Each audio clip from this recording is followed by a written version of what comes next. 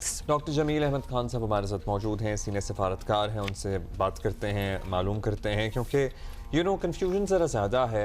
Picture की clarity हम चाहते हैं कि जितनी हासिल हो उतना ही नहीं हो पाती। डॉक्टर साहब, आपने ट्रंप साहब के बयानात तो सुन लिए होंगे कल। और डॉक्टर साहब, can we add here, sorry Abdullah, कि ट्रंप साहब खुद भी पिक्चर को काफी कंफ्यूज करते हैं। एक दिन कुछ कहते हैं, उनके दूसरे दिन बयानात कुछ। से ही ज़्यादा कंफ्यूजन पैदा होती है। सो अभी क्या समझें, मामला किस स्टेज पे है? बातचीत हो तो रही है, लेकिन बातचीत के लिए हमें कितना पुरुम्मीद रहना चाहिए? क्या हौसला अफजा इसके कोई नताइज निकल सकते हैं? What do you think, what do you assess sir? सुबह बखैर और मदू करने पर मशकूर। यकीनन नताइज इसके तो अल्टीमेटली टेबल टॉक्स पे ही होते हैं किसी भी जंग के। ये दुनिया की तारीख है तमाम जंगों की, लेकिन वो कितना नुकसान करा के होते हैं उसका तखमीना लगाना ये बहुत मुश्किल हो जाता है। और खास तौर पर अब जब डोनाल्ड ट्रंप ने एक ओपन चेक रखा हुआ है, दोनों साइड पर बातें करते हैं, जान के कंफ्यूजन की बात करते हैं, जान के ऐसे हालात की निशानदेही करते हैं जिसमें उनके पास दोनों तरफ जाने का रास्ता हो। एक तरफ वो एक्सटेंड कर रहे हैं 10 दिन के लिए 6 अप्रैल तक कि किसी एनर्जी इंफ्रास्ट्रक्चर को स्ट्राइक नहीं किया जाएगा। दूसरी तरफ मजीद अब ये पैराट्रूपर तो 3 दिन पहले भेज दिए थे, उन्होंने चला दिए थे वहां से। उससे पहले यूएसएस ट्रिपोली भी भेज दिया था जिसमें 2500 मरीन भी हैं। अब उसके अलावा पेंटागन 10,000 मजीद कुमक भेज रही है। ये तमाम किस चीजों की गमादी करता है? क्योंकि अगर कोई चीज सही मनसूबा बंदी न की हो या मनसूबा बंदी के बरअक्स हो जाए, जैसा कि ईरान पर स्ट्राइक जब किया गया, तो अगर उस वक्त के आप बयानात देखें तमाम डोनाल्ड ट्रंप के और उनकी टीम के, तो और of course Israeli prime minister Netanyahu के, तो अंदाजा यही होगा आपको उन तमाम चीजों का। अगर आप क्रक्स निकालेंगे, जूस निकालेंगे, तो आपको अंदाजा ये होगा कि बस 2-3 दिन की बात है। आनन फानन में बॉम्बिंग होगी, लोग निकल आएंगे वहां से बाहर अपने अपने घरों से, फिर हुकूमतों की मुख्तलिफ इंस्टीट्यूशंस की भाग दौड़ संभाल लेंगे, हुकूमत तब्दील हो जाएगी, रिजीम तब्दील हो जाएगी। अल्लाह अल्लाह खैर सलाह। ऐसा नहीं हुआ, क्योंकि अब जब जंग बढ़ती जा रही है तो उस जंग बढ़ने की वजह से कंफ्यूजन भी बढ़ाई जा रही है। तैयारी को अगर देखा जाए तो दोनों साइड की तैयारी है। तो डॉक्टर साहब, जंग रोकना तो क्यों चाहते हैं? इनको ट्रस्ट करना बड़ा मुश्किल है, बिकॉज वैसे ही जब ये जंग स्टार्ट हुई थी तो तब पीस टॉक्स चल रही थी और बताया ये जा रहा था कि वो बड़ी अच्छी चल रही हैं और किसी मुस्बत पॉइंट पे जो खत्म होंगी, और फिर ऑब्वियसली अटैक स्टार्ट हो गए। तो अब ये टाइम लेना ट्रंप का कि जी हम 6 अप्रैल तक आगे कर रहे हैं और साथ ही ग्राउंड ट्रूप्स भी भेजना, this is creating a lot of confusion. लेकिन एक दफा तो ये गलती ईरानी या बाकी दुनिया जो है वो कर सकती है, दूसरी बार क्यों ट्रस्ट किया जाए कि अभी भी वो कह रहे हैं कि 6 अप्रैल तक जी हम रुक जाते हैं और साथ ही आप ट्रूप्स भी भेज रहे हैं। So this looks like there is another massive invasion या कुछ और करने की वो तैयारी कर रहे हैं। अब क्यों ट्रस्ट किया जाए उनको? इस चीज का जरा अगर गहराई में जाके इसको अगर तजिया किया जाए तो हम इसको देख लेते हैं कि इब्तदाई तौर पर जहां से ट्रस्ट ब्रेक होने की आपने बात की है, इब्तदाई तौर पर मुतालबात क्या थे इजराइल के और अमेरिका के कंबाइंड? मुतालबात ये थे कि यूरेनियम को बिल्कुल जीरो एनरिचमेंट पे ले आए, खत्म कर दें हमेशा के लिए। उनकी जो मिसाइल्स कैपेबिलिटी है उसको कर्टेल करके 300 से आगे नहीं जाने दें या 3000 इससे मीटर से आगे नहीं जाने दें। बहुत मतलब मुख्तसर करने की उनकी तो मर्जी थी कि इसको खत्म ही कर दिया जाए। और फिर तीसरी चीज ये थी कि उनके जो हामी हैं, हिजबुल्लाह है, मलेशिया है सीरिया में या इराक में, या बाकी जो उनके हामी हैं, उनकी तमाम हर लिहाज से मावनत ईरान ख़त्म कर दे। ये तीनों मुतालबात उन्होंने किए थे। ये तीनों मुतालबात जब रहबर हयात थे शहादत से पहले, आयतुल्लाह खमनी साहब, उन्होंने कहा था कि अगर हमें इसमें इंतखाब करना हुआ कि हमने इन तीनों चीजों को माने तो हम जंग को ज्यादा प्रेफरेंस देंगे। क्यों कहते हैं ये?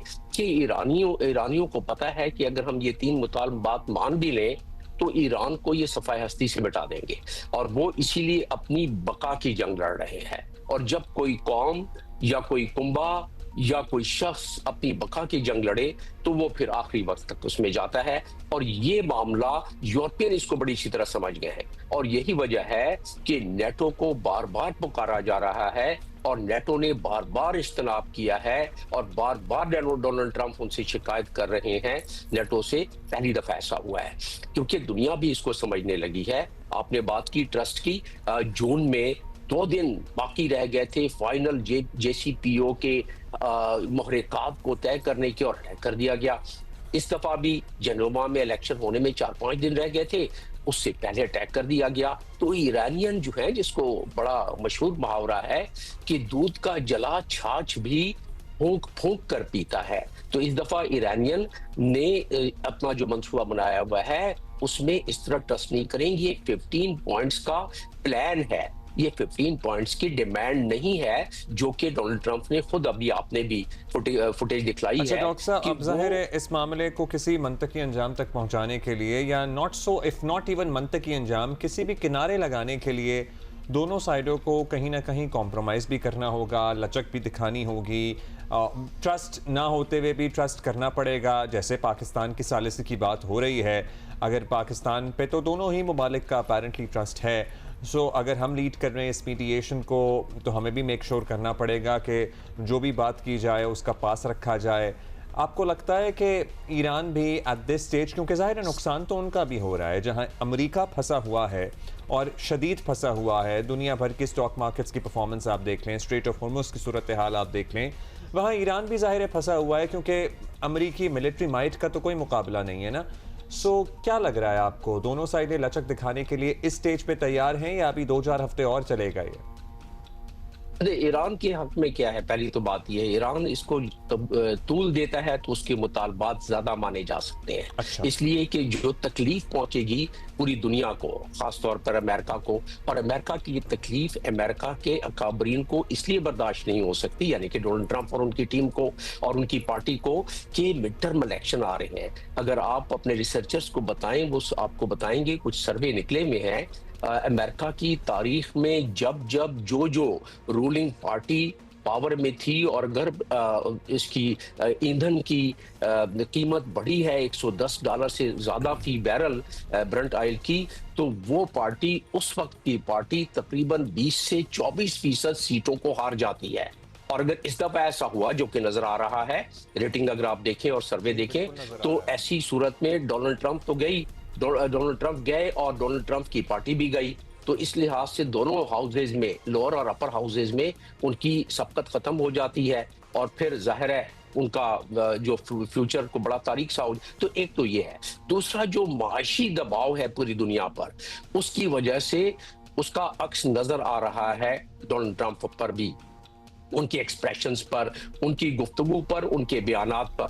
तो ये ईरान के फायदे में ये है कि ईरान इस वक्त, वो जो आपने 9 और 10 जहाज छोड़ने का बताया, ये तोहफा था जो डोनाल्ड ट्रंप कह रहे थे कि आपको तोहफा मिलेगा, मैं अभी नहीं बताना चाहता, कि ये 10 जहाज जो उधर से पाकिस्तानी फ्लैग की इज्जत और तकरीब में देखें आप इजाफा, कि पाकिस्तानी फ्लैग के ऑयल टैंकर्स को ईरान बड़ी बड़ी खुशी से छोड़ रहा है सारे। और ईरान ने कह दिया था कि हम उन ममालिक को जो जिनसे हमारे ताल्लुकात हैं, उनके ऑयल टैंकर्स को छोड़ देंगे, उनको क्रॉस करने देंगे, लेकिन बाकियों को नहीं, और उन्होंने करके दिखलाया। राइट। डॉक्टर जमील, एक और आपकी एक थोड़ी सी एक असेसमेंट चाहते हैं, ब्रीफली अगर आप बता दें, क्या जंगें इसी तरह ही इन द पास्ट और इन द नियर पास्ट भी, अगर आप सोच लें कि जंगें इसी तरह ही लड़ी जाती हैं, जो कि इतनी इल प्लानिंग के साथ होती हैं, बिल्कुल ही लगता है इस जंग में तो लगता है they did not think it through, end game इनको नहीं पता था। अगर अभी हम नेटो का प्रेशर, यूएन की कॉन्डेमनेशन, दुनिया का